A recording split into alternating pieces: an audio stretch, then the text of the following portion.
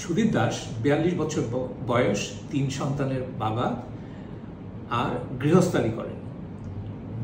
বেশ কিছুদিন আগে এসেছিলেন, ওনার পায়ে গ্যাংগ্রিন হয়েছিল আর তিনি তখন সিগারেট খেতেন। ওনাকে বলা হয়েছিল যে ওনার হাঁটুর নিচে পা কেটে ফেলতে হবে। অনেক চেষ্টা করে আমরা পাটা বাঁচিয়েছি। জীবন এবং জীবিকা দুটার স্বার্থে।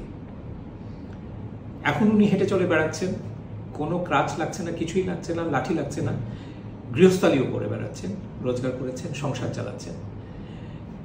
বলছেন বাঁ পায়ে হাঁটলে ব্যথা হয়। জিজ্ঞেস করলাম সিগারেট খান? বলেন খাচ্ছেন।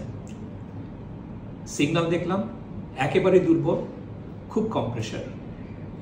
উনি যদি সিগারেট খেতে থাকেন তাহলে 2 পাই হারাবেন এবং পুরো পরিবারটাকে উনি বিপদে ফেলে দেবেন।